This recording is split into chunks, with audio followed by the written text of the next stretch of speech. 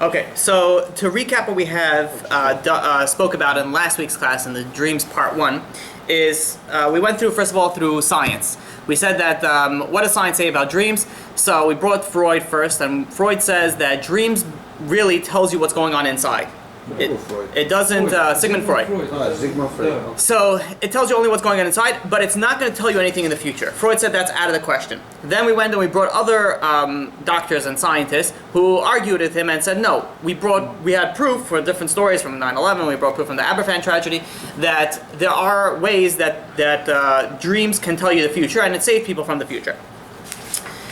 We also spoke about the purpose of sleep. Right, we said the sleep, is it for the body or for the soul? So it's really for both, but for mostly it's for the soul.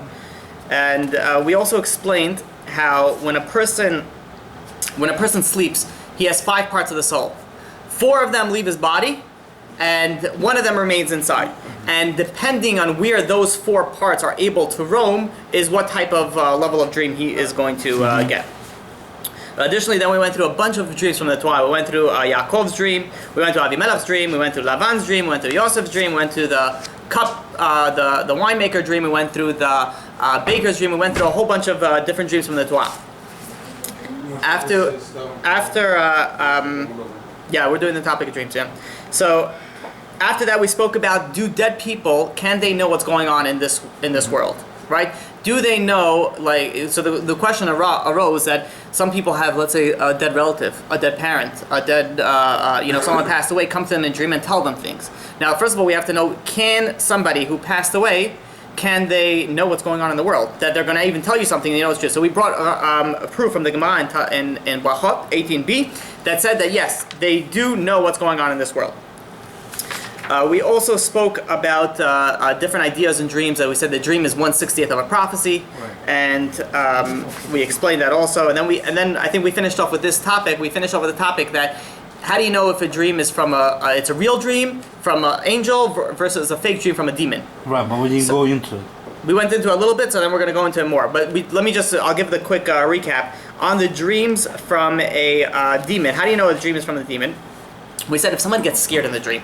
Right? The whole purpose of a dream is to tell you something, right? It's to notify you that you could fix something in the future, right? God's not going to tell you a dream and like just scare you for no reason.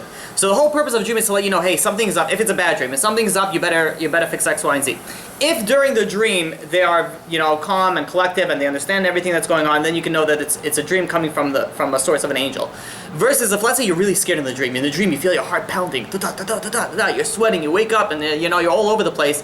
You know that could be a dream from a demon, right? Because God has no purpose. There's no reason to scare you. It's just to give you the information. Demons, they enjoy this, and that's what we said. That's one of the reasons that you could tell that if it's a dream from an angel versus a dream from a demon. Additionally, we said that a dream from an angel is not going to have a lot of nonsense in it. It's going to be more or less pretty straightforward on what's in the dream. A dream from a demon on the other side, you're going to have like weird stuff going on in the dream, things that you like. It doesn't make any sense. So you have all these things that are going all over the place. That is the difference between a dream of an angel and a demon. And we spoke about also, yeah, sure. So what are you supposed to do if you get a dream from a demon? It's a good question. We're gonna get into that with it's very even though you'll have, let's say, it's very hard to know for 100% like, yeah, this is a dream from a demon. I know. I study this topic so extensively and I know this is a demonic dream. You don't really know it, but these are ideas and reasons that can hint you towards the right direction. If it's a dream that's let's say something that's scary and something that affects you, then we're going to speak about, I don't know if we'll get to it today, it's probably going to be next week's topic, on bad dreams and how to get rid of them, right, so that they don't come true. There's different things that you can do with it, right? So I'm assuming that was your question. If, let's say, it's a bad dream come from a demon, what are you supposed to do? Even though the dreams from demons are usually nonsense, you should still do those types of, it's called a tabat halam, and there's different things that you could do to get rid of it. So it doesn't, and we said also that we said like someone that always says lies, someone who's constantly lying. We said also eventually he'll say something that's true. It's everything is going to be a lie. Like he'll say, it's hot outside. This guy's a pathological liar. I'd be like, it's probably cold outside. No, it's probably hot outside. So too with the demons. Most dreams of demons are fake. But just because they're always fake doesn't mean they're not going to throw in some truth in there. right? So it's very possible that even from a dream from a demon can still be true. So you should still be worried about those type of dreams, and hence there is certain things that you need to do to remove a bad dream, which probably will be next week's topic. So Let me ask you a question. I'm sorry. we're going to be probably another 2 weeks on dreams. Yeah, we have to follow up with dreams on what to do if it's a bad dream, and then we also have interpretations of dream, which that might take 1 or 2 depending how much time we have.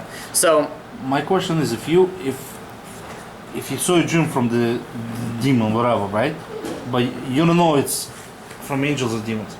If you interpret the dream in a good way, that's what you're supposed to do. okay. Yeah. Okay. So we said also that the way that it usually works is a righteous person has the dream come from. We'll speak about it more extensively today. This is so far still a recap. At least I think it is. So a righteous person will have dreams that are true, versus a wicked person is not going to have as much dreams that are true. Now there was a story once that somebody went over. He had a dream that his brother passed away, and they told we're in the dream. The brother came to him and said, "I passed away and I'm buried and I'm in this location." And they went and they found him. Now this guy goes over to the rabbi and says, "Rabbi, I heard your whole thing about speeches," and says, "I'm not a righteous guy, and I had I had a dream that this was 100% true. I had no idea that he passed away, and I definitely had no idea where he was, and he told me exactly where he was." So the rabbi says, even though people are not on the level to have real dreams, they're still going to get real dreams every once in a while. It's still very likely. So the rest of his dreams is not real dreams? Most dreams are not real. Most dreams, which we're going to speak about today, are nonsense. Where those dreams are coming from? So that's what we're going to speak about today. Real dreams. Usually from your thoughts, depending on the foods that you eat. We're going to speak about it today and exactly explaining where all those things come from and how they come about. So there is additional, like a real dream from an angel it comes out, and I'm saying angel a few times, I'm going to clarify that in a little bit. That could come 5 to 10 years. It could come in the near future. Not in the near future, in the distant future. It will come true. A dream from a demon, even if it's a real dream, it will come true very quickly. It's not going to come true they don't have the knowledge of the far future. And when we speak about, we didn't present that topic yet, but when we speak about the topic of demons, demons do know the future, right? But not the far, far future. They know the short, foreseeable future. Okay, so I think this is where we got up to last week when we spoke about it, and now we're going to continue with part 2 and how to figure out if it's a real dream or a fake dream. So far, so good? Mm-hmm. Okay, good. So there is a Gemara in Bava Batra 10a that says that there was once a rabbi by the name of Rabbi Yochanan ben Zakkai. He had a dream that his nephews were going to get taxed, like they're going to lose about 700 gold coins, dinars. I think it's the gold coin, 700 dinars. And so throughout the year, he kept on, pulling out the money. Hey, why don't you give the charity for this cause? And he was like pulling them out money. And throughout the entire year, they kept on giving him money. By the end of the year, they heard that the tax collector is coming. They summoned them, and they're coming to collect some taxes. So the Rabbi Yochanan, this rabbi who kept on taking money for them for charity, he said, "Don't worry, he's only going to collect 17 dinars."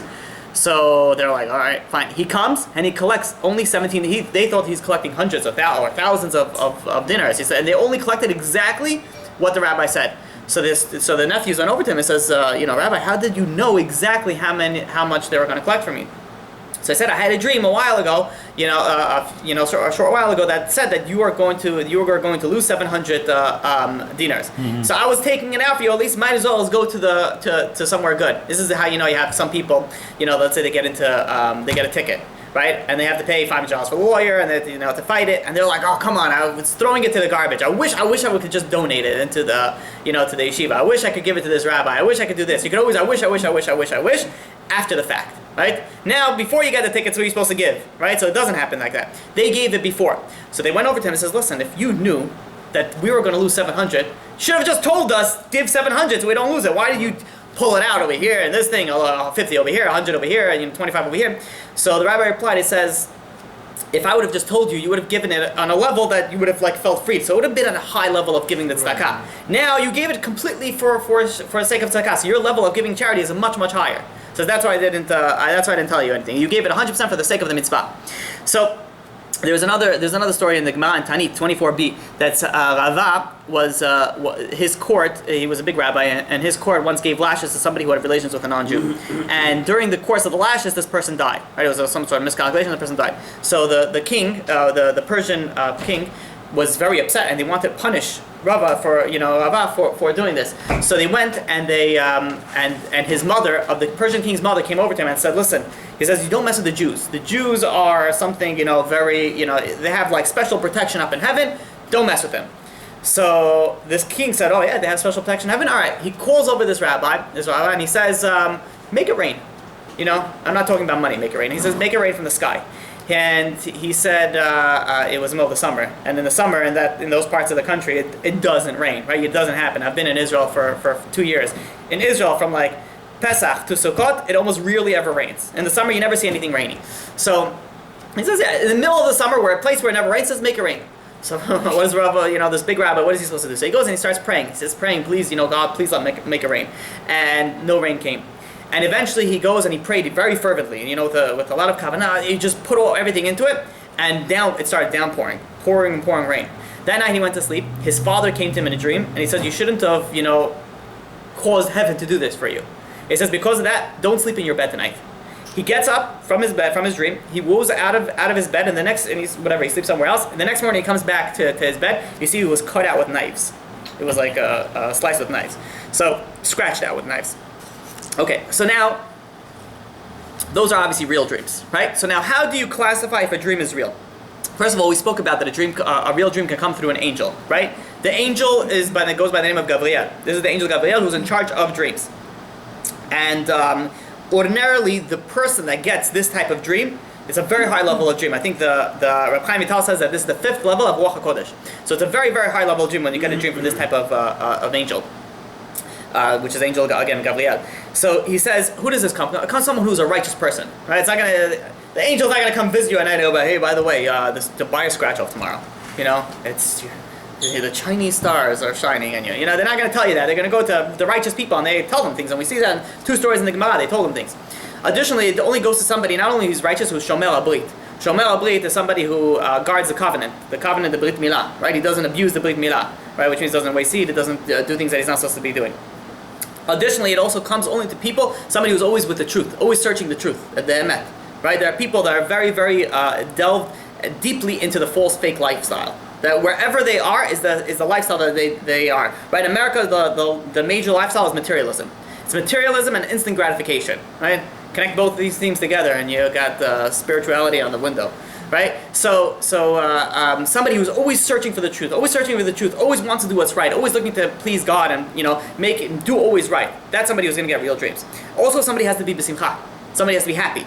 Right? Depression. Somebody who's depressed, besides the fact that he goes down spiritually, he goes down physically also. Right? There are many illnesses that come from people that are depressed. Their immune system goes down. Also, we know stress. People that have stress, they have high blood pressure. They have they have all these issues that arise from the emotional state of their mind. So these are the types of people that get these types of dreams. Now we're going to soon classify there's going to be levels of real dreams also. But some signs, and how do you know, let's say you're dreaming, how do you know certain signs that the dream is real or fake? Number one, if you dream on Shabbat. If you dream on Shabbat, it's more likely that it should be real. Now I'm going to say all the following things. It doesn't mean that automatically you dream about one of these things, you're like, that's it, I'm winning the lottery, I dreamt it. These are things that are more likely to be real. Additionally, how do you know if it's real? If in a dream, you know that it's a dream. Which I'm sure sometimes it happens. Let's say I've had those type of dreams where you're dreaming and you know it's a dream. Sometimes you might not have the ability to change your paths, but you know that it's a dream. You're like, oh, okay, it's just a dream. And you're still living through the dream, but you know that it's a dream. That's also a sign that it's a real dream. If somebody goes and dreams, and we're going to speak about this more in depth soon, if somebody dreams that something that he was thinking about all day, that means nothing. That's not a real dream. It's a fake dream. It holds no value, no meaning. If you wake up and the dream bothers you, that means it has some truth in it, right? Some people will dream and they wake up. It might have been a really scary dream, but they're like, it was like nothing. It was like it didn't affect them in any way. So, other hand, you have people that wake up and they're like, oh my God, what did I just dream? Either really happy or really, or the other side, or really upset. Some dream that has the greater emotional effect it has on you, the greater the chance of it's being a real dream. The Gemara in Bachot 55b also says a few things that say how do you know if a dream is real. Number one, it says if a dream happens in the early morning hours, which means is when you fall asleep at night, you're dizzy, you're tired, you're exhausted. All these things are coming into your mind. Doesn't mean that it's a real dream. These are the times, the dreams that you think about what you dream about what you've been thinking about all day, and things of such. In the morning, you're already well rested, so you have the availability to, your mind is more open to perceive the real dreams. And additionally, the Gemara says that if a friend dreams about you, which means, hey, I had a dream about you. And he says, and we'll speak about soon, there's a certain case that a friend had a dream that his other friend won the lottery. And he told him, and they actually won the lottery. It was we'll speak about when we speak about the halacha. The question is he required to pay him now something? Because he told him. So, we'll speak about that then. Bless you. If in the dream you had the interpretation was interpreted in the dream, which means is you're dreaming, and it's like it could be some abstract dream or some dream that you're not so you don't understand what it means, and they come and they tell you what the dream means. That you know already it's a real dream also. And some say a dream that repeats itself, right? And we're going to speak about this also in that the more the dream comes again and again, it shows you how the validity of it and the veracity of it. Okay, so. Now, let's try to go through a different, you had a question? You mean it repeats itself, not in the same night? You mean like, it could be in the same night. It could be in the same night. So there are some people that they go to sleep, they have a dream, they have a dream, they wake up, take a glass of water, fall back asleep, and they have the same dream again. There's some people that continue, actually. I might continue. There's some continue, yeah. I had, my brother, my family has, we've also vivid dreams. We dream a lot. So my brother always joked that he dreams a mini-series. Like he falls asleep and is like, previously on my dreams. And it gives a quick recap and then it goes and continues. So there are some people, you could wake up. It usually happens in those types of dreams usually happen in the middle of the night when you wake up for a few, to cover yourself and you fall back asleep. You didn't really fully wake up yet. You fall and you'll continue dreaming what you were dreaming beforehand. It's very interesting also how that happens. Okay, so now let's discuss dreams that you are thinking about, right? What is that? Which means is you are thinking about something all day and then you dreamed about it. So the Gemara in Bachot, page 55, that speaks about that Shmuel Bar Nachmani was once approached by the Kaiser, and he says, "You sages say that a wise man is greater than a prophet. If you say that, then tell me what I'm going to dream tonight." So he comes and he gives him like a really a crazy thing. He says, what happens is you'll see the Persians, who he was fighting with at that time. It was at war with them. He says, you'll see that they'll force you to serve their king and graze their disgusting animals with a golden staff. Which is like a very odd combination. So what did he do? All day he's thinking about this. He's like, what? I'm gonna graze the Persians with my staff, and they're ugly, they're disgusting animals, not even the good animals. He thought about it all day. That night he dreamt about it. Because what you think about every day is what you're gonna dream about it. This story happened also to the Persian king. The Persian king also said the same thing to Shmuel. Shmuel said, you're gonna dream about it. You wanna know what you'll dream about tonight? He says you'll dream about the Romans are going to capture you, and you're going to grind date pits with a gold grinder. You see, they gave very odd things that why would I dream about all these weird things. He thought about it all day, and that's what he had a dream about. So the Gemara says if you think about something all day and you dream about that dream doesn't hold any validity, right? It doesn't mean anything. You could, and this could be also there are people that somebody passed away, right? And they think about it all day, nonstop, day for days. And eventually they go and they dream about it. I say, he gave it to me in a dream. Maybe it's true, maybe it's not. But if you've been thinking about it all day, it's more leaning to the side that it's not true. Somebody's taking a test. All day they're studying math, or biology. In their dream, they're dreaming about taking a test, about math. Doesn't mean that that I dreamed in the future what my test questions are going to be. No, it just means you've been thinking about it all day, and that's what your dream is. It's going to show you. The Chafetz Chaim once had he woke up. Chafetz Chaim was a huge rabbi, and lived about 70, 80, 90 90 years ago. And one time he woke up and he went over to another big rabbi, one of his students, and he says, I need to do a Hatavat Chalom. Hatavat Chalom we're going to speak about probably next week is how to annul a bad dream. So the rabbi says, sure, but what was your dream? So he said, I dreamt that I was rich. So now, obviously, what is the worst thing? Imagine, you have a big rabbi. He's going to have money, right? He's not going to buy a yacht and a private jet and drive a Lamborghini, right? He's going to build yeshivot. He's going to do the poor people. So what is so bad about the Chafetz Chaim? Why did he have such a bad, I have to annul this dream that is dreaming that I was, that I was wealthy. And the reason is, it says, that if I had a dream that I dreamt that I was wealthy, must be that I've been thinking about money throughout the day. He says, that's not good. He says, a righteous man is not focused about money. He's focused about the truth. He's focused about the Torah. So he went to annul the dream.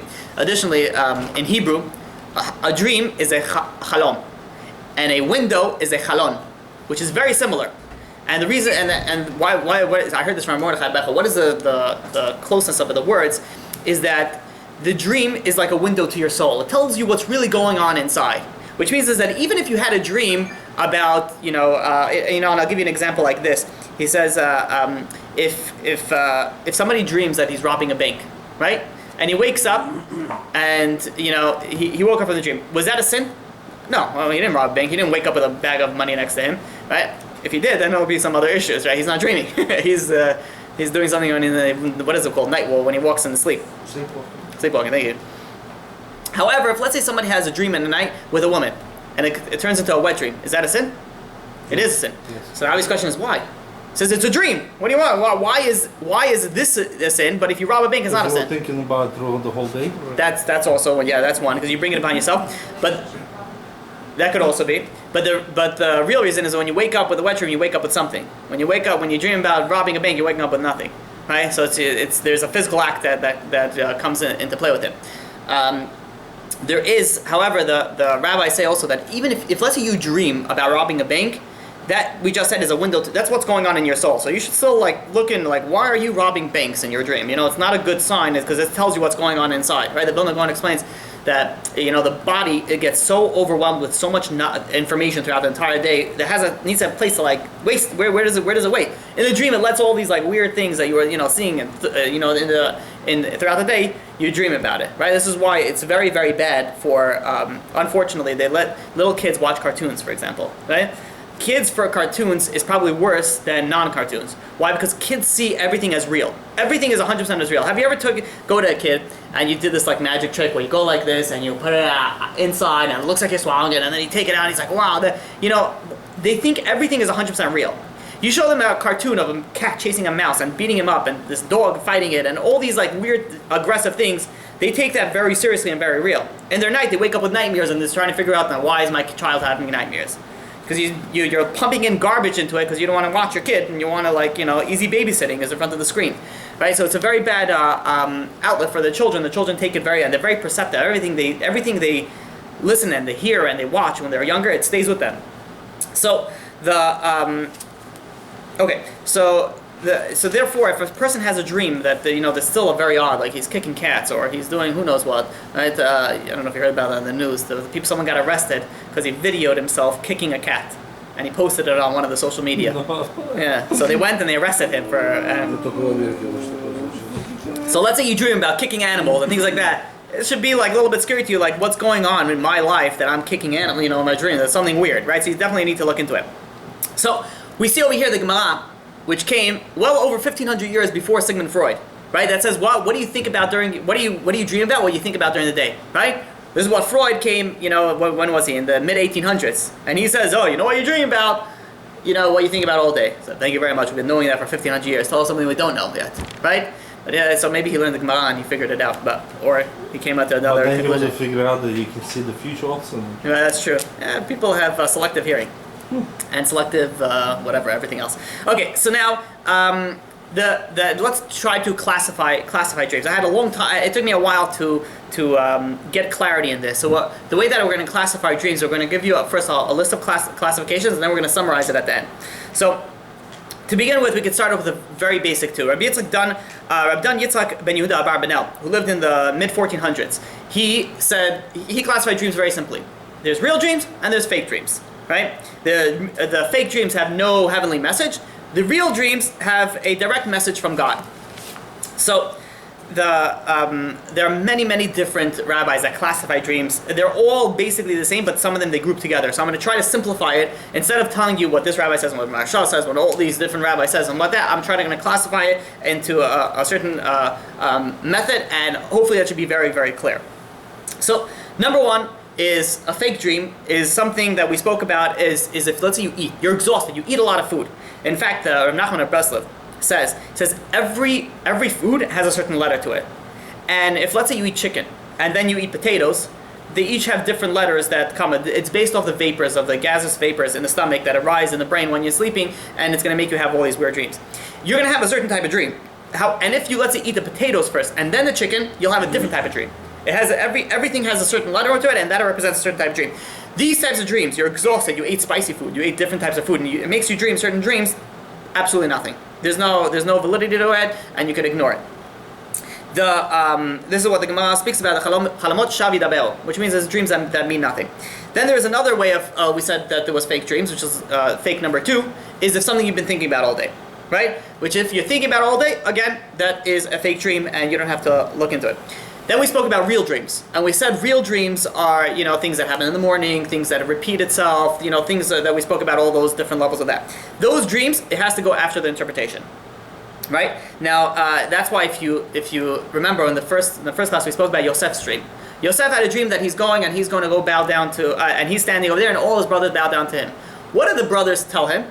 He says, he says, you're gonna rule over us? We're gonna bow down to you?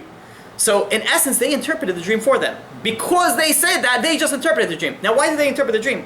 Because they thought it's not a real dream. They thought it's a fake dream. So this is what this guy's thinking about all day. Daydreams. This is the daydreamer. All he thinks about is ruling over us. He says, this is a daydream. We can interpret it. Interpret it means nothing. But they were incorrect because it was not of the fake dream. It was of the real dream. And they interpreted it and it came real. Because the way that they interpreted it is the way that it came. And that's why, in truth, he went and he ruled over them. The Ben Ish Chai gives a story. He says, I heard the story from Abmei Eliyahu. He brings that he says that there was once a caretaker which is in charge of all the graves, and he was once digging a grave, and the proximity of the one grave to the next was very close. So as he was digging the grave, the next grave, the hand sort of rolled out. So he quickly took it and just threw it back in, without usually you're supposed to apologize. It's still there's part you're not supposed to just you don't throw bodies around. So the Jewish custom is also there's no autopsies. After we have respect for the body. So he just threw it back in. And he continued his work. That night he had a dream. And this woman comes over to him and she says, I have a lot of, it's in Hebrew, makpid, I have a lot of, things against you. So he's like, who are you? I've never seen you before in my life. And he says, no, today, he says, you touched me, and no man ever touched me before. He says, touched you? I didn't touch anybody today. I was working all day. And she says, no, I was the one in the grave. He says, throughout my entire life, no man ever touched me besides my husband. So he's like, oh, okay, fine. Thank you very much. Thank you for coming. And I guess in his dream he was a comedian. So she goes and says, you're laughing. And says, I'm summoning you to the court in heaven. So he's like, oh yeah, well I'm summoning you to the court in earth. And he says, laugh all you want. Tomorrow night you're going to be here. And he wakes up and he's like, stupid dream, silly dream, means nothing. So he sees that his wife saw that he was a little bit, and he's like, what's going on with you? He says, I had such a weird dream last night, and he starts saying about the woman came and she, came to me, she says I'm coming into heaven. So he's like, it's just, he laughed it off. And she's like, no, that sounds a little bit scary. He says, go to the Ben Ish Chai. Go to the Ben Ish Chai and speak to him. And he's like, oh, come on, it's a fake dream. Dreams, who takes dreams seriously? So she's like, go to him, and when wife says something, you listen. Right? Says go and go to him. So he goes and he says, "Listen, Rabbi, my wife made me come here. I had a dream last night. I'm sure it's fake." And he starts saying, his dream. So the Ben Ish Chai says, "Who is the woman?" So he tells the woman he knew it was the grave. So he says, "It's this woman." So the Ben Ish Chai says, "Listen, against that woman, even I can't do anything. She was one of the most righteous women in Baghdad." So the guy started getting scared. He's like, well, what does it mean? He's like, listen, what can I tell you? We'll say Kaddish for you. We'll learn for you. So he's like, what do you? He's like, there's nothing. He's like, listen. He's like, he summoned you to court against her. I can't do anything. That day, same day, he passed away. There's another story that says. What should he have done when that happened? He did what he could have done. There's a certain time that there's a decree. It can't be annulled. No, at the moment. When you ask for, you apologize and how do you put the grave back in? How do you put the hand back in? Yeah. Respectfully. He just didn't do it respectfully. Mm-hmm. I don't say you have to talk to the grave and be like, hey, excuse me, I don't mean to wake you, but but be respectful. You don't shove something back in. The body has we said before, has a kedusha, has a level of holiness to it. So there was another.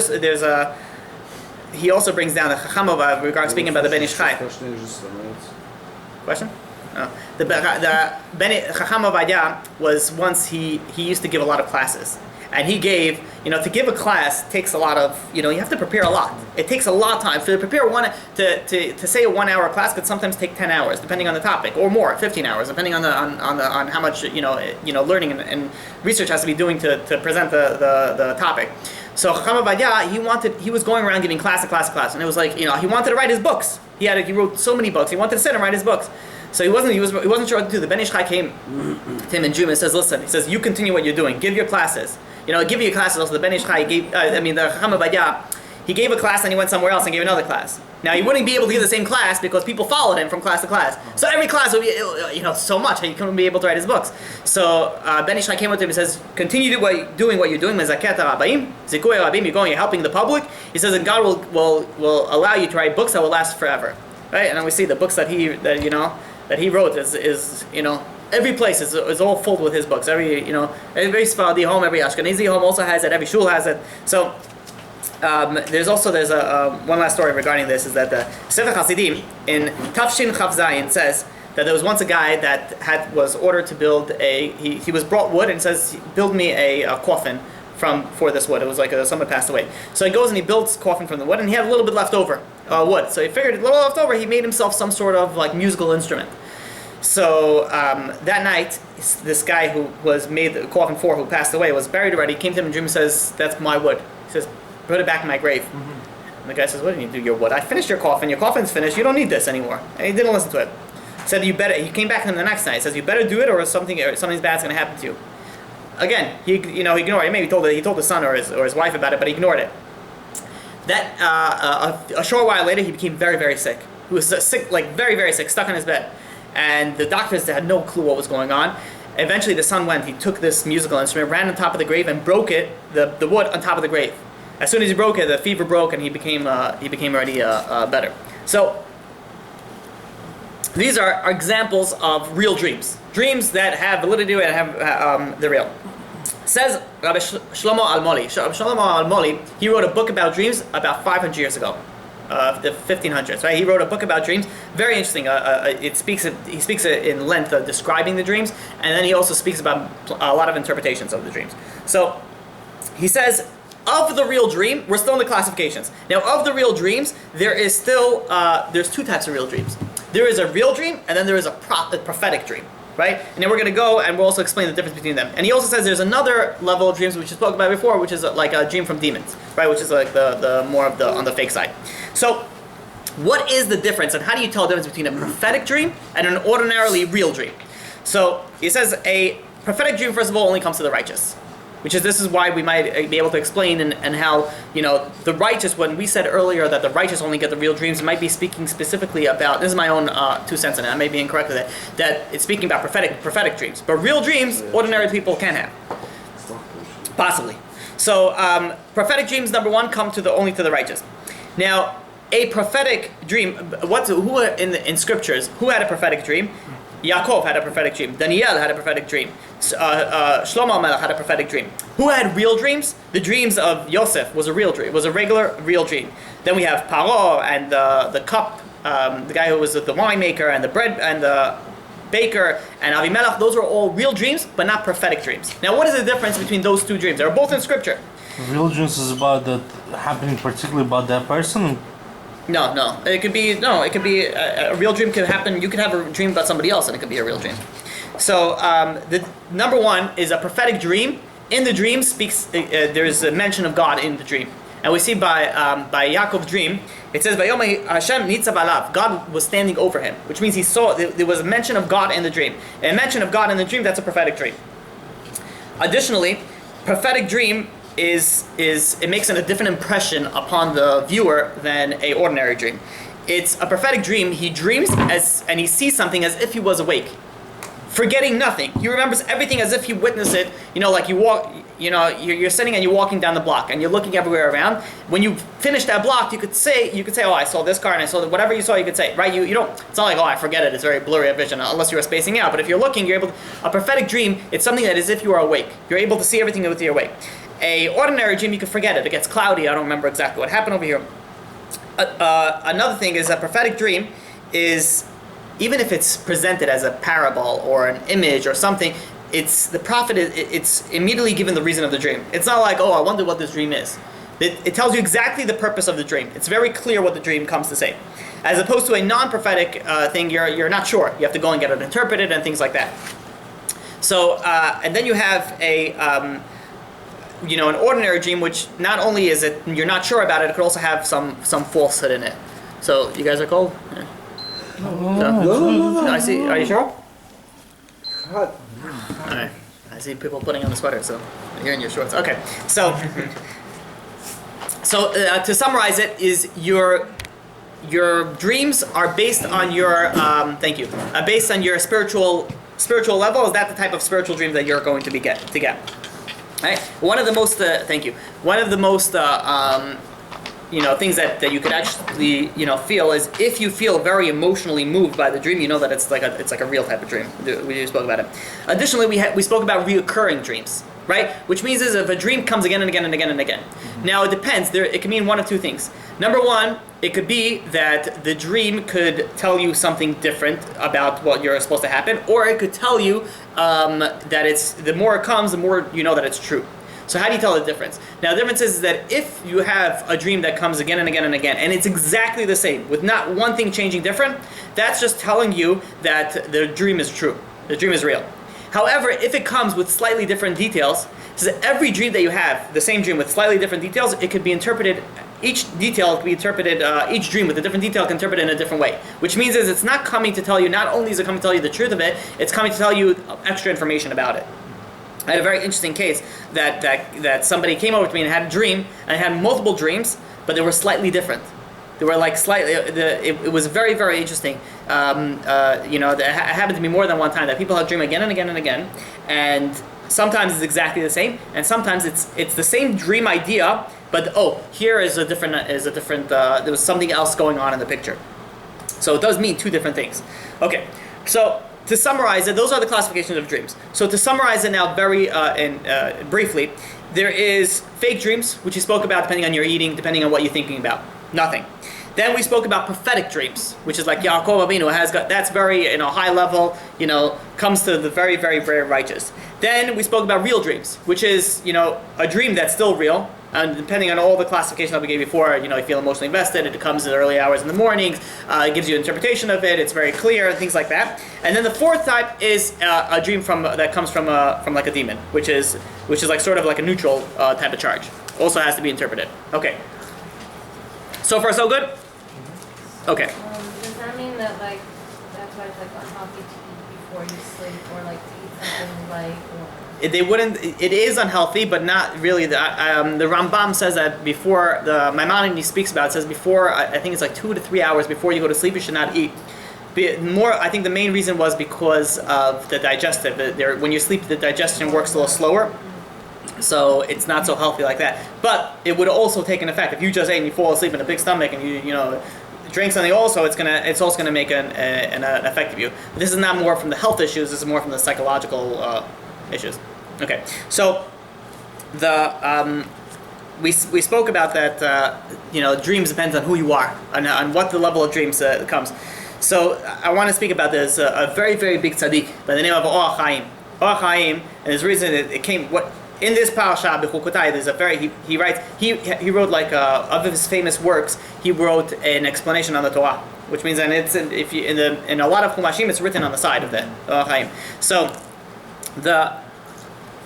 His full name was Rabbi Chaim ben Rabbi Moshe ibn Attar. He was a Moroccan. He was born in Morocco.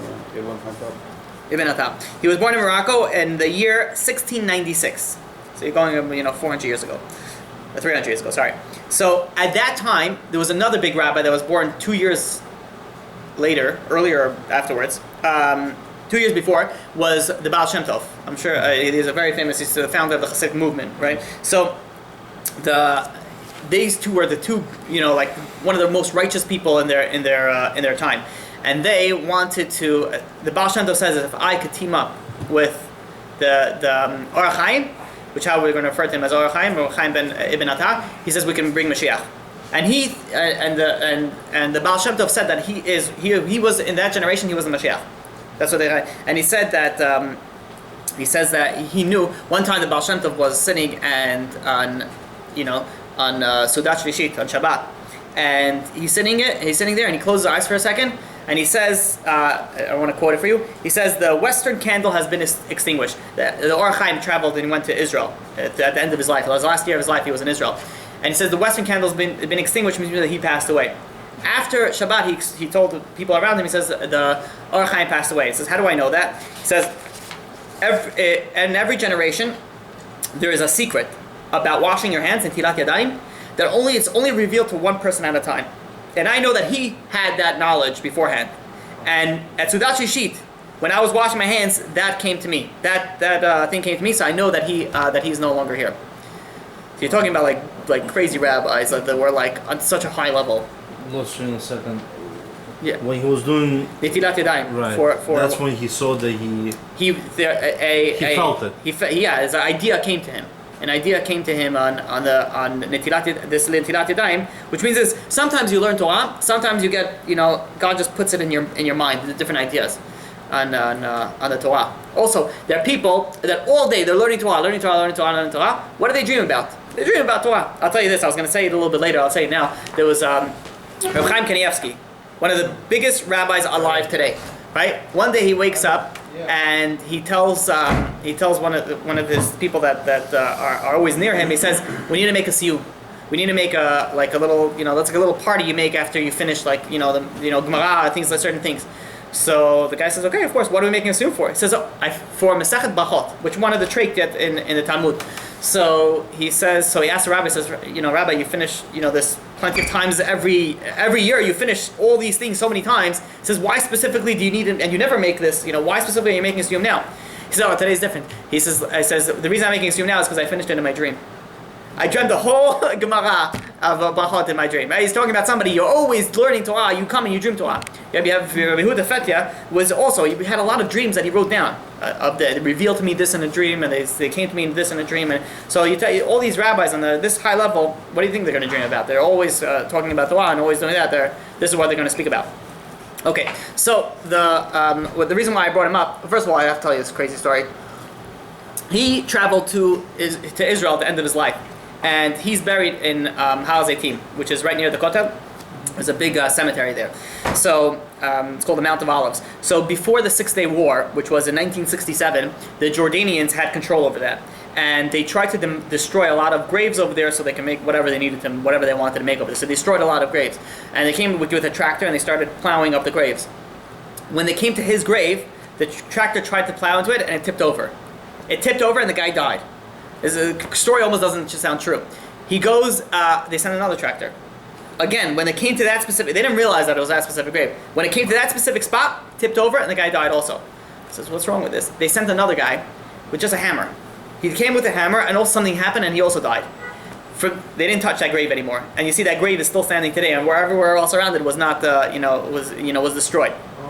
So you're talking about somebody who was on a unbelievable high level. So that was all introduction to the story that I want to tell you about him. So now there's actually a few stories I have with him, but we're gonna keep it to a minimum. In Parsha Bechukotai, which is this week's Parsha, he writes 42 explanations on the first pasuk. On the fourth pasuk, he writes 42 explanations. Now, when did he come to do this? Is this specifically is that the way that he used to do is he used to be a rabbi and he used to collect. He used to have cattle, and he would before Shabbat he would shech the cattle, get the meat, and give it to the poor people, especially the poor Talmidei Chachamim, so they have food for Shabbat.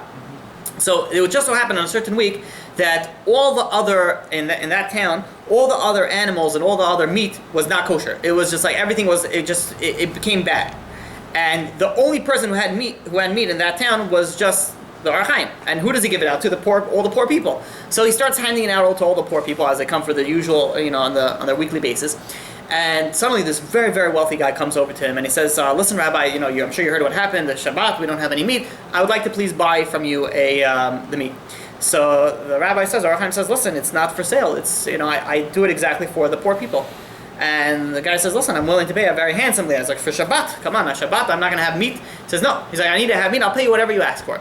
And the Or HaChaim says, it's very nice of you to, but, it's for the poor people. It's not for you.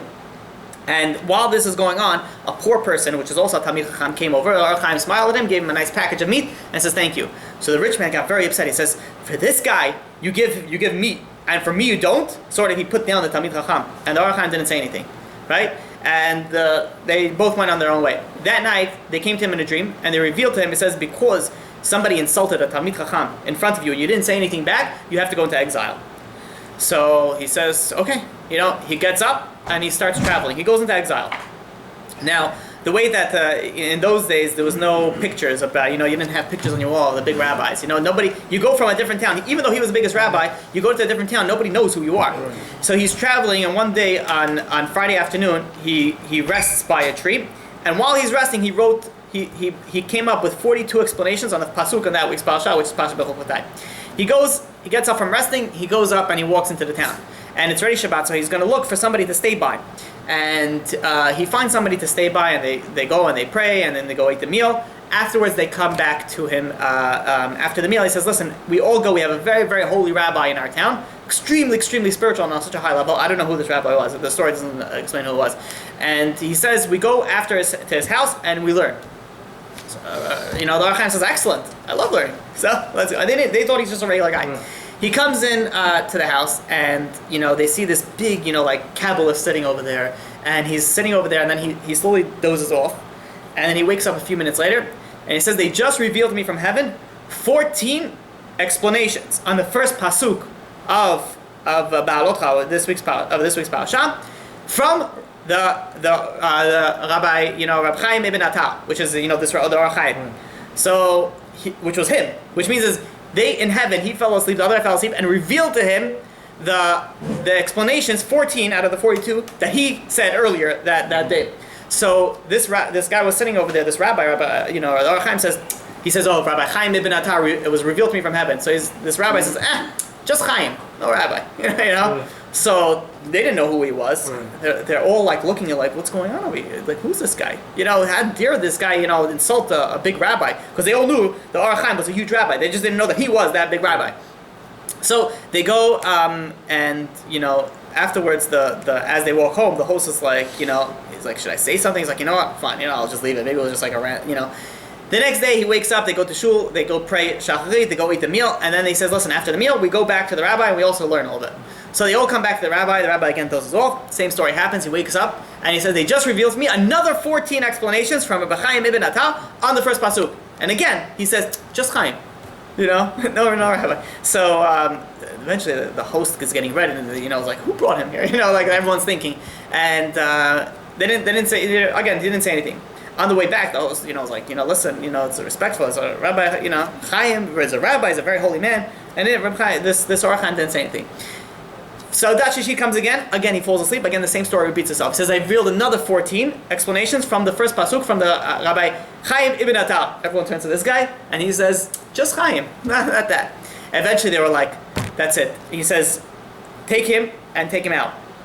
They took him and they locked him up. They locked him up. They're going to excommunicate him. How dare this is big rabbi? How dare he put down a big rabbi? Let they know. They didn't even know that it was him.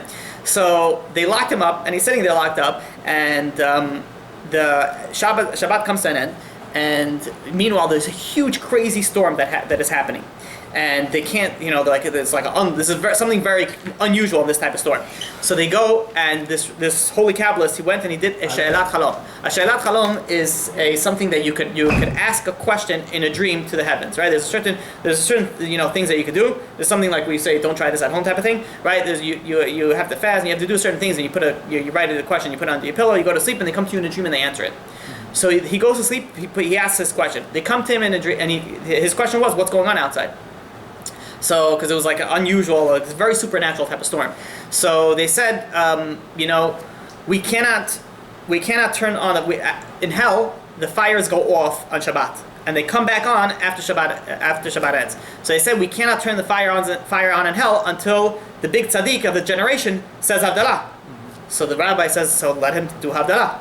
So he says, who is the big tzaddik? He says, the Or Chaim, the big tzaddik. So he says, so why isn't he doing Havdalah? Let him do Havdalah. He says, he can't, he's stuck in your dungeon. And then he realized who he was. He goes and he opens up the door. He says, oh, and so this Kabbalist told this to the Or Chaim. He says, listen, because of the embarrassment that you went, through over here, they revealed to me that you don't have to stay more in exile. You could go back home. So this is somebody, This you're talking about a level of a righteous man that he has this type of level, and that's why he gets the right type of dreams that he that's real dreams. I wasn't sure if I was going to say the story, but I have to tell you the story about also the Or Chaim. So. But would he have done that because maybe he would have thought that if he does something right, he can go back to it? Which means they don't the righteous people. You mean which means is like, oh, maybe there's a shortcut I could get out of it. No, would just continue to do the right thing since he did the wrong thing before going out in his dream. But what would he do? Like? You mean continue doing the right thing as continue exile? You mean? Yeah, like if he. No, so. Because he's not revealing himself; he's just letting himself. Right. So because of everything that he went through, really he was supposed to be in. Much more complex. Right. I'm saying because he really was supposed to be in exile much longer. But because he went through that scenario and he went through all that. Eventually, he would have been home. He would have been home anyways. Yeah, I think they gave him. They set for 1 year, and this was a few weeks later. And then he just basically, it's like good behavior. You get off light sentence. Well, obviously you can't compare the two, but that type of an idea. So I'll tell you this last story about the Or Chaim. The Or Chaim, he used to work as a goldsmith. He worked as an apprentice to a goldsmith, and he was phenomenal at his work. And the goldsmith wanted him to work more, but he worked so he has enough money to live. And then when he ran out of money, he went back to work. He wasn't like, okay, I gotta save for retirement, 401k, and then I want to buy a car, and then I want to buy a house, and I want to buy this. He worked for just the minimum that he needed to. When he had enough that he needed to, he stopped working until he used up all the money, and then he went back to work and worked a little more. So this goldsmith was a little, upset that, why is he, like he's so good. Like I want him to work more. So at first he offered him more money. It says here, he gave him a lot of money, and all that he saw when he gave him all this money, he just worked less because now he's making more money. He wasn't greedy for money. And so eventually he lowered him. It says, I might as well get you more hour. So he lowered him so much, just the minimum that he wouldn't run to his competitor. Right? So the Or Chaim stayed by him and he used to work for a certain amount of time, and when he had enough money, he left. Now the king or the ruler of that time had a big order that they needed this goldsmith to do. So they sent him all the order, and this goldsmith, the owner of the shop, wasn't able to complete the order in time. So the king was very furious. The ruler was very furious. He said, I gave you an order. How do you not complete it in time? And so he blamed it all on his worker. He says, listen, what can I do with this guy? He comes to me. He's excellent, but he doesn't work so much. I can't force him to work. So the ruler said he's going to punish this guy. So he says, he calls over the Or Chaim, and they were going to throw him. In the old days, the rulers had like a den of lions and tigers, and when they didn't like what was going on, they just chucked the person in there for dinner. So he says, throw him to the lens and to the diet. He's playing with the ruler. It's all the stuff that he needs. Throw him to the den. So they go and they collect the Or Chaim, and the Or Chaim was sitting over there and he was learning. And they said, listen, you're going to get. And they told him the whole thing. So he says, okay, do you mind if I just take he wanted to take his tzitzit, his tefillin, and some books. And the soldiers were like, you're not going to be alive in a few hours. Take whatever you want, So he takes it, and they start walking through town. Now, all the Jews in town saw that he was, being led to death, and they were extremely. They started, they were just following him the very morning. And he says, God gives life, God takes from death. I have, complete faith that I will come out of this. Something along those lines. So they take him and they put a waist on around his midsection, and they lower him down to the lions. Then usually they hear lots of tearing apart screams and the roars from the lions, but they didn't hear anything. But they ignored it. They weren't looking inside and watching it. They left, and 3 days they left over there. 3 days later, they completely forgot about it. Right? The Jews thought that he passed away. Everybody thought that he died. 3 days later, the workers of the ruler's palace, they go and they have to feed every so often. They have to feed the lions. So they gave the meat of the rabbi 3 days ago. So they're gonna be hungry now. So they brought some meat to give the lions. So they climb up, and they figure that they're gonna see the rabbi's bones and whatever is left over from when they threw him in.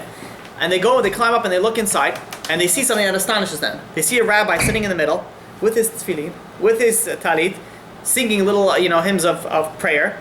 And all the lions and whatever the beasts that were in there were just like laying in the side, just like looking at him and just relaxing, like the regular lazy lions. And they were shocked by it, so they quickly run to the ruler and says, "You're not going to believe this. This guy is still alive." And he's like, "This I have to see." He goes and he travels back and he sees that he's sitting there just praying, and it's like almost like he's teaching these lions, They're just sitting there very, and he says, you got to take him out. This guy you don't mess with. He takes him out and he says, listen, he says, I apologize for what I did for you. He says, the palace is open for you whenever you want. He says, anything that you need from here, the doors are open. Right? So this is the type of person that we're talking about over here. And this is the type of person that always strives for the truth. This is the Orach Chaim. Okay, moving forward to dreams. We've got a little sidetrack. We have a few more minutes and we're going to end. So what happens if people don't dream? Right? There are people that don't have dreams. So the Gemara in Bachot, in 55b, says that it's a bad sign if somebody didn't dream in 7 days. Now there are also people that dream but they don't remember. So that's classifying it in a different type of classification. But somebody, why is it something bad? Why is it bad that if you didn't dream in 7 days, it's considered bad? So when a person, this life is compared to a dream, right? Which means is that what happens in a dream? In a dream, you're going and you're flying and you're fighting supervillains or whatever it is that's going on in your mind. You're rescuing people and you're on a ship. You're doing all these things and you can be having an adventure, a crazy adventure. Then what happens? You wake up and you realize, oh, that was just a dream. All that was fake. Same thing in our life. In our life, we go, we chase money and we chase all these materialistic things and we chase all these desires and pleasures and urges that everything they want to fulfill, and then suddenly we die, right? We die, and what happens when we die? We realize everything was fake. The thing that was real, the things that would matter to us, the family, the Torah, the spirituality, things that really matter, we took for granted. It says if somebody is going 7 days without a dream, which means somebody is not going through life thinking that everything is fake, he's considered a bad person. This is, I think, the Vilna Gaon explains like that.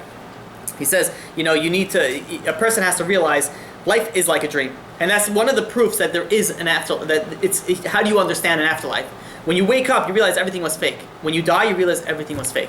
It's like waking up from a really long dream. It's crazy. It says there's a question that's asked. Yosef, we know he ruled the entire Egypt, the entire world, the entire Egypt for like 80 years. When the brothers came over to him, it says they didn't recognize him. Now the obvious question is why. So they said, okay, before he was 17, he didn't have a beard. When he did, he had a beard already. He was already, what was he? It was 22 years later when they saw him, right? So he had a beard. So he looked, but it says also that he looked exactly like his father, Yaakov. So how is it that they cannot recognize like a younger looking, it's like a brother. You're not talking about like a good friend. You're like, oh, I didn't recognize you. You recognize a brother if you haven't seen him in a long time, especially if he looks exactly like your father. So what's going on that they didn't recognize Yosef? So the answer that says, when did they get if somebody could believe something, it doesn't matter if he thinks he's right, you can have the truth slap him in his face, he's not going to see it.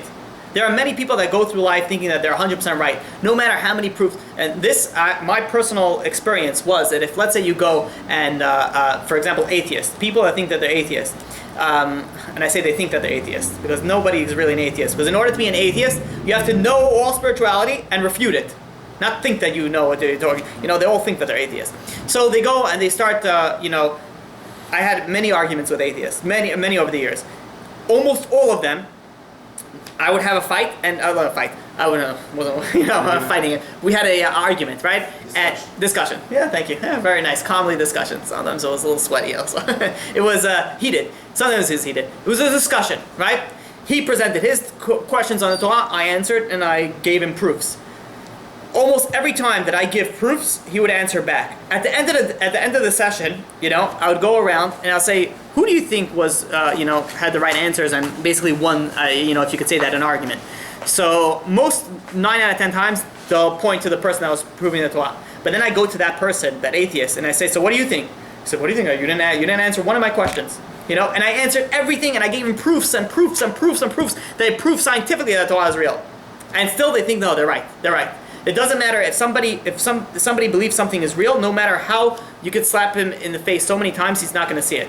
The easiest example is somebody that dates somebody. Somebody that is dating somebody, that all the friends and the family saying this guy or this girl is the worst thing for you.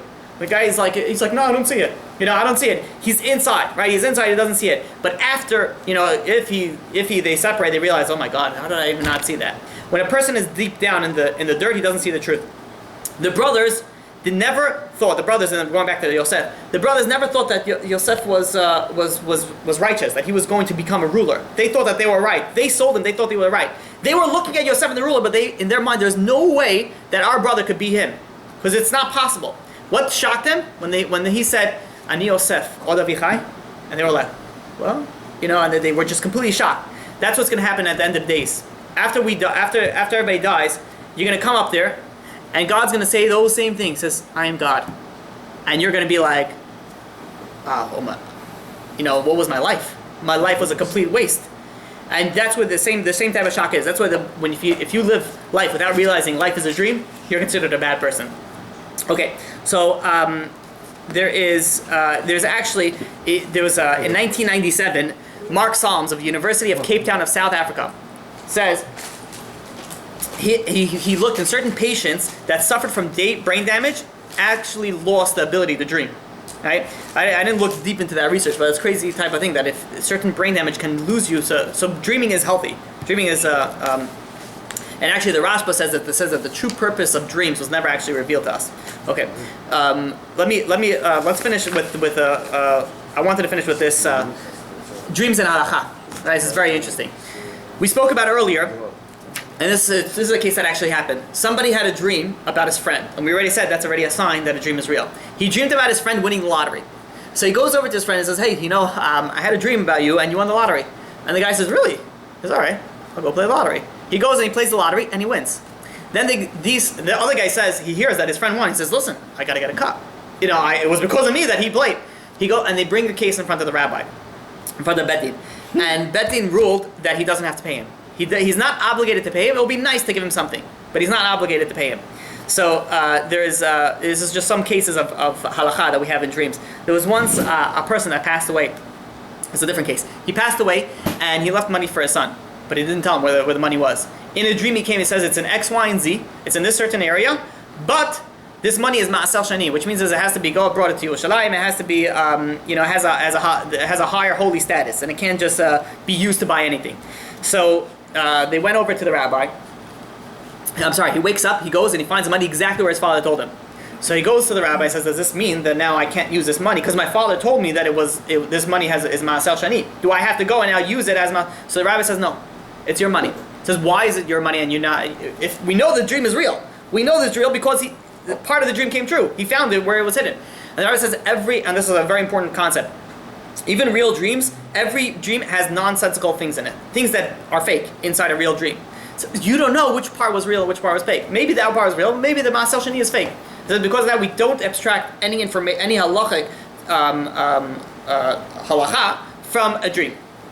So now this is very interesting. So there was actually like a big controversy if you do extract, because there are many rabbis that wrote books based on dreams that they had. And there are many rabbis that also did, and there are many rabbis that says no, dreams mean nothing in this aspect. So, in order to explain it, there's Rav Mordechai Becher explained this, and I like the way that he explained it. He says a rabbi once went and he looked at a fish. Someone brought him a fish and said, "Is this kosher? Is it not kosher?" And he says it's kosher. And that night he goes and he has a dream that Eliyahu Navi comes to him with a plate of bugs, and he says, "Here, why don't you eat some of this delicious food I have here?" So what do you mean? This is not kosher. How do I eat this? So Eliyahu Navi says, "Oh, but the fish that you said was kosher, which was really not good, that's any better?" So he wakes up quickly and he opens the case up again and he realizes the fish was not kosher. So it says in that aspect we're allowed to, if it's coming to you in a dream to like go and look at certain things, that's fine. And you're going to go look at it and you could change your halachic thing because you just, it's not that they told you it's not kosher and you just didn't even look and said it's not kosher. You went and you researched it and you went in and you found really that you were wrong in the psak that you gave. Which reminds me of the story that they have, there was once two rabbis in Warsaw that they met each other. One rabbi was known to be given only the lenient rulings all the time, right? He was a guy, everybody liked him, right? Everybody likes those rabbis. So the rabbi's like, no, nothing's allowed, right? And there's another rabbi who says, sure. Sometimes you have to be careful about that because some of those rabbis are not really orthodox. So you shouldn't really be going there. But these two rabbis, completely orthodox, completely legit. One was very lenient, one was very strict. So the strict one, it met the lenient one. And he says, it was right before Yom Kippur. And he says, listen, I hope you have a good Yom Kippur. You give a lot of leniencies. So the lenient one goes over to the strict one and says, me? He says, I'm not worried. He says, what happens if I give a lenient, if let's say somebody comes to me with a chicken, and they give me, they give me a question, and I say it's okay. So what happens, and it's really not okay, that's between me and God. That person is okay. He asked the question, he's okay. Now it's between me and God. So between me and God, Yom Kippur fixes. But what happens in your case? In your case, if let's say you were too strict when you could have been too lenient. Someone brought you a chicken, and it says it's kosher. And you said, no, it's not kosher, but it really was kosher. Now it's not between you and God, it's between you and that person. You made that person lose money. He says, for that, Yom Kippur does not forgive. He says, I have nothing to worry about. You have something to worry about.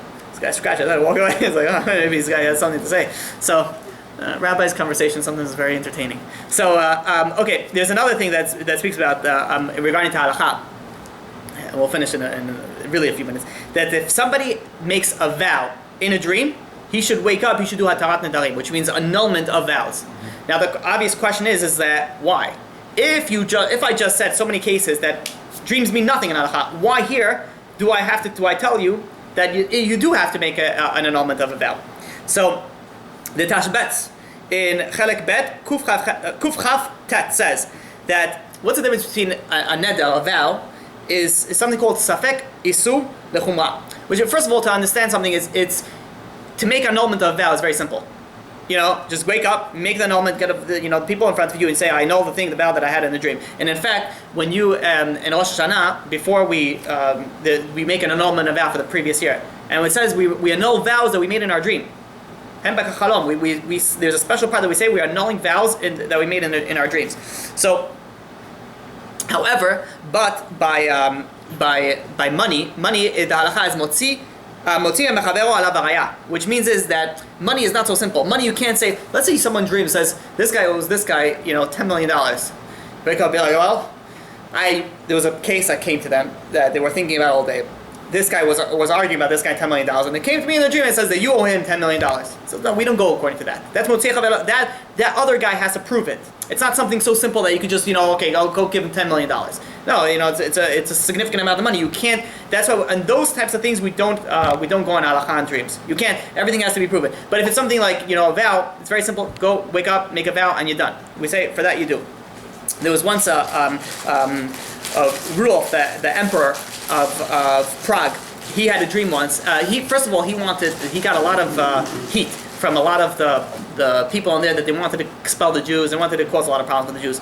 He went to sleep one night and he had a dream. In a dream, he went hunting. And while he was hunting, he went for a swim. So he took off his clothes and went for a swim. And some bandits came and stole his clothes and ran off. And as he's running to get up, he gets hit by the head and he falls unconscious. He wakes up who knows how much later. It was all in his dream. And he goes from door to door into the nearest town. He says, listen, I'm Rudolph the Emperor. He says, give me some clothes, let me clean up so I could go back and get me back to the palace. And they also, they see, if you see a naked guy running around screaming that he's the emperor, what do? Close your doors, lock it, and you stay far inside. So no one listened to him. He went from place to place to place to place. Nothing was doing, and eventually his hair was growing longer, his nails were growing longer, and this all happened in a dream. He knocks on the door and he sees a very holy face, a rabbi, open up. And he says, listen, I'm the emperor, and the rabbi says, oh, I know. He comes and he cuts his hair, he cuts his nails, he gives him clothes, and he brings him back to the palace. And then he wakes up. He turns over, he sees on his whatever he had over there, the nightstand, he sees hair and nails that were cut next to him. So he calls over his servant and says, bring me the holiest rabbi in town. They bring him the Maharag. And he doesn't even say anything. He says, what do I owe you? So he says, don't expel the Jews. And they left. That's it. These are people and that was the end of the story. So you have there are people also that could come to other people in the dreams. And we're not going to go into that because that's a whole other, topic. I wasn't intending at all getting into it, right? We have people that are alive could go and give messages to other people, right? But it's not like something that's done. So it's just like, it has. So, okay, let's, do we have 5 more minutes? I know that's okay? Okay. So, we'll 5 more minutes and we'll finish up over here. I want to get into at least a certain amount so when we start next week, we could start from a new, a fresh idea on dreams. So how long should a person wait? If let's say a person had an amazing dream, he woke up, he's thinking, he's like, his birds are chirping, he had a dream, he won the lottery, whatever it is your dream on, he's getting married, he's, and he has a amazing dream. How long should a person wait for the dream to come true? So we say, the Chachamim say, the Gemara actually says in Brachot 55 also, that you should wait up to 22 years. Why? Because that's how long it took Yosef, the dream to come true. How did it happen? Yosef was 17 years old when he had a dream. He was 30 when he was brought in front of Paro, right? So that's 13 years later. His dream was fulfilled after an additional 9 years after that. It was 7 years of plenty and then 2 years of hunger. That's when the kids came out. That was 22 years. So the person can wait 22 years for a real dream to come true. However, we said also that if a dream comes with a lot of clarity, it's more likely to come true sooner than later. If a dream is very vague, then it could happen in a much later time. There was actually another story with that was brought to Chaim Kanievsky, that there was a guy who came over to him, and he says in the dream somebody came over to him and says, "This year you're going to die." So he's very scared. He's not a religious guy, secular, completely secular guy. He goes over to the rabbi, the biggest rabbi, of the biggest rabbis in Israel, and he says, "Listen, I had this like crazy dream. Can you annul it or do something? I can't." So he listens to the dream, and the rabbi says, "Okay." Says, "I can promise you live out the year, but you got to become religious, 100% religious." Not. So the guy says, "Come on, Rabbi, I'm secular. It's hard to change your life around." So it's fine. All right. Good luck. He's like, no, wait. He's like kind of trying to negotiate. Let's say, do part. I'll start. You got to work. Got to start baby steps. And the rabbi said, it's either 100% or nothing. He says, you could do whatever you want. You want to live the year? 100% religious. That's it. He leaves the rabbi. Certain rabbis, they finish, they go back to learning. They're not sitting there waiting for you to answer back. He goes back to learning. He goes home. He's thinking, he's like, what am I changing my life? I can't change. It's very, very difficult for somebody who grew up completely secular to change his life 100% around. So he's thinking, and he's like, what am I supposed to do? So he's like, all right, he goes home. He's like, honey, we're becoming religious, in Israel. So she says, Maishtagata, what are you going crazy? It's like, what about religious over here? You just went for a walk to a rabbi and all of a sudden you become religious? So he tells her the whole story. And he starts getting angry. He says, oh, you want me to die, so you go marry somebody else. We're all becoming religious, right? And he goes and became 100% religious. Shabbat, kosher, everything, the entire, from one day to the next. Here we see a very important lesson. There are many people that says, I can't become religious. Baby steps, Rabbi, come on, we got to start with this. Next year's Shabbat, 5 years is kosher. In 20 years when I die, I'll, hopefully learn how to pray. There's no way that you cannot become religious. The only reason that you cannot become religious is because you don't want to. If you want something hard enough, you can make it do. Right? The only reason, and we see a proof from this guy, completely secular, changes life in 1 minute. Right? When it's life and death, he knows. All right, now I'm going to put it down. There are many people that say they can't. It's not that they can't, it's they don't want to. And that's what the main people. You look at all these motivational speakers. It says, what is the number one reason for failure? Is you stop trying. That's the only reason you fail. If you would not fail, the only and main reason for failure is stopping to try. Okay, so now. I know I keep on saying 2 minutes, but was that the Stifler? The Rav Kanias, it was his son, the Rav Chaim Kanias, yeah. So let's. Okay. Let's do 2 more minutes and then we're finished. I'm just trying to stop in a place that's that. To have a good dream, right? What should you do to have a good dream? Number one, you go to sleep thinking about Torah. Right? You don't go to sleep thinking about any godforsaken TV show or movie that you watch. There are many people that fall asleep watching TV. Right? We said before, it says, when you go up in heaven, we said 4 out of 5 parts of your soul leave your body when you dream and go up to heaven. Right? What does it come with? What baggage it comes with? What you were thinking about before you fell asleep. That's what you're thinking about, right? You're sitting there and you're watching Friends or whatever TV shows out these days, and you fall asleep to that. You have this little soul come up to heaven and be like, what's in your luggage? Oh, we got some TV shows over here and some movies over here. I'd be like, why don't you stay on the side over here? You have somebody else. He says, oh, the demons are going to give you some dreams. Don't worry about it. You'll be taken care of. Then you have somebody else that's thinking about Torah. Listen to Shiur Torah before it falls asleep. People say, I can't. I have to fall asleep listening or seeing something. Very good. You have the internet to put a Shiur Torah on. What's so difficult? It helps you sleep faster than TV. Some people fall asleep very quickly. So they go, he puts a Shiur Torah, and he falls asleep. He comes into heaven. He comes in, what are you thinking of? What were you thinking about before? What's your luggage? He says, I have Torah. Well, please enter right over here, right? So it depends. You want to have a good dream, so you think about Torah.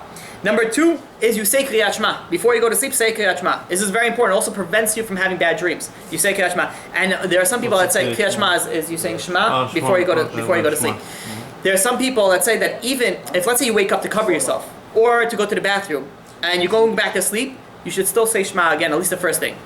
Most people don't say that. But when you sleep, you're sleepwalking, right. It says if somebody's, let's say, some people have bad dreams like one after another. If you're very nervous about that, definitely do that. You wake up, you wash your hands, you say Shema, and go back to sleep. So what if you have a good dream, and we'll finish with this. We'll finish with this thing. If you have a good dream, what can you do so that it will become true? You want to what genie do you have to do to make sure that it comes true? So number 1 is, don't start telling everybody. So say, hey, by the way, I had a dream winning the lottery, so anything you want, I'll give you whatever, 10 grand, don't worry about it. Okay? All of a sudden you're telling everybody about your dreams and you have amazing dream. That's already puts an evil eye and be like, oh, this guy's gonna have. Meanwhile, he has nothing has any, and he's already, everyone's getting jealous of the dream that he does, and so that puts an evil eye. Don't do that. Number Two is that if, let's say, someone's shown something, and this is also the same thing, don't tell anybody. If someone's shown something that is going to happen, let's say a miracle is going to happen in a dream, they tell him, don't tell anybody, because if you tell somebody, now it's a public miracle. Beforehand, it would have been a private miracle. For a public miracle, you need a lot more merits. You need a lot more skuyot, right? For a private, you need a lot less. So he says, you don't tell anybody, keep it quiet, and it'll come true. Number 3, which is probably one of the most important, pray that the dream should come true. Say, pray, I had a dream, please God, let it come true, for the good. And number 3, and the final thing is, don't forget about it. Don't forget about the dream. We see that the dream of Yosef, also Yaakov says, Shamar Davar, he kept his thing, he kept the dream close to him. So, those are the things that you can do to make sure that your dream will come true. And wait 22 years. You can wait up to 22 years, hopefully yes. Any questions? Yes. Ему понравилась цифра 22. Oh, wow. Okay, go ahead.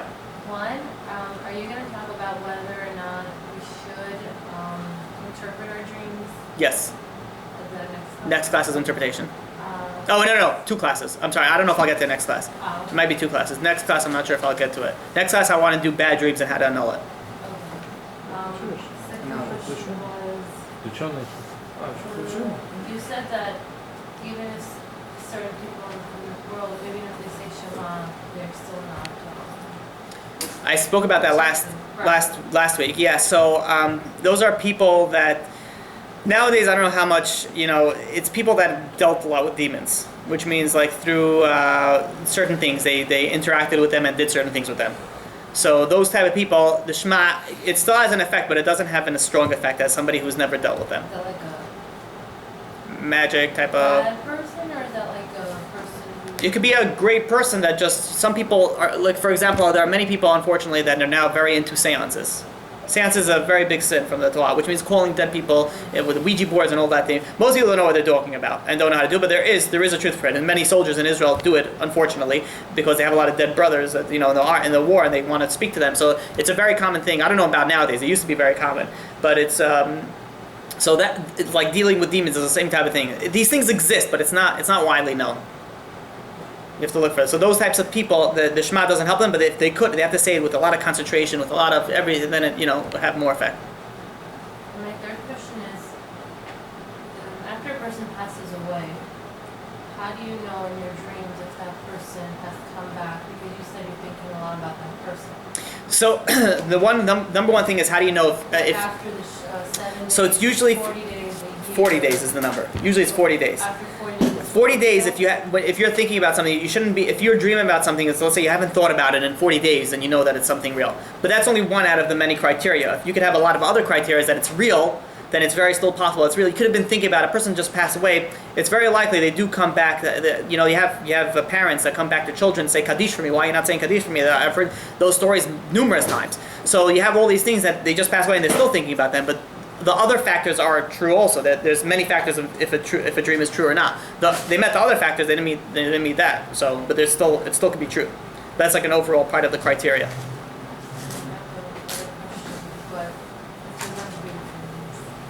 Go ahead.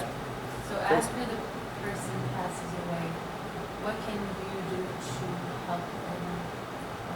I know my cousin told me a few things about the whole house. So what you mean when a person passes away, what can you do to help them? Like send... Me personally, because I know the family is saying Kaddish and they're all sitting Right. in Israel. So there's actually quite a few things that you can do. Number one is there is ways for people in this world to send packages to deceased relatives, like FedEx it up there, and it helps them.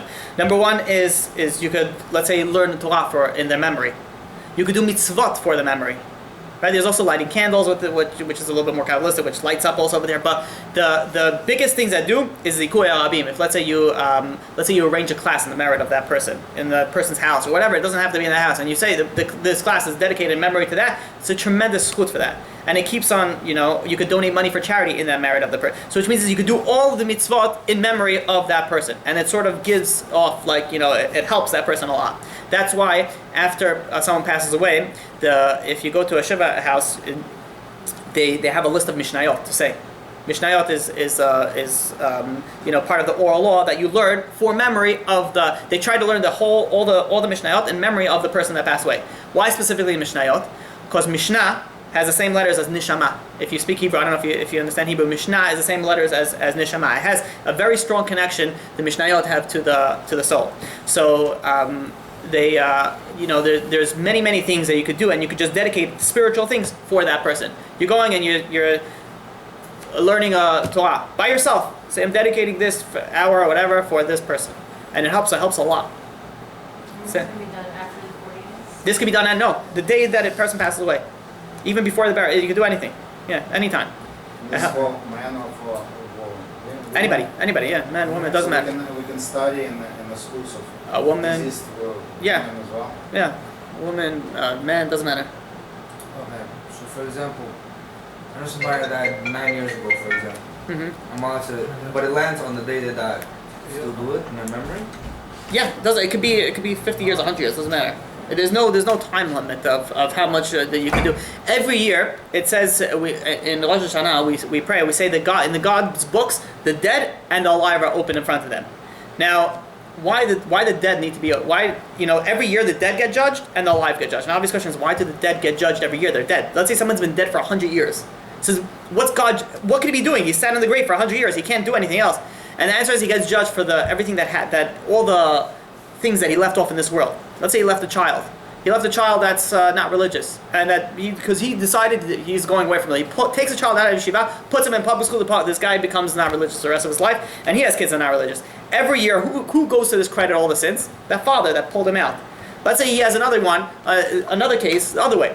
You have somebody who grew up secular. And he has kids in public school, and he's thinking, he realizes the truth of Torah. He realizes this is all real. There's nothing fluff about it. And he says, this is no joking matter. He takes his kid out of public school, puts him in yeshiva, and he puts him and he pays money for him to learn Torah. And because of that, his kid becomes a big Talmid Chacham. And he has a family of Talmidei Chachamim. 100 years, but you can have 1,000 grandchildren by 100 years, right? So you have all these schuyot. Who does it go to? It goes to that person that passed away.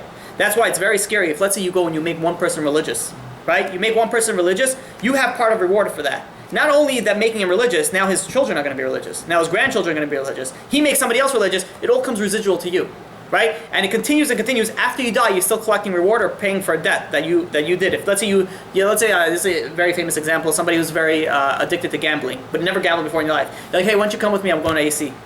And you go with him to AC, this guy never gambled before, and you start explaining him how to gamble. You're okay, you put $50 and you leave. The other guy, he ends up losing his entire life into it. He puts his whole life, he can't believe this is such an amazing thing. Right, he wins, he loses. He ends up losing his wife, he's losing his family, and loses money and house and business and everything. Right? He says, you know what, this, and he ends up going with a non-Jew, and he throws off religion and all that. Who gets credit to that? That bonus guy, that smart guy who was too lazy to go by himself because he wanted to go with somebody else. Should not go to casino anyways, but I'm saying that's just an example. So you could always send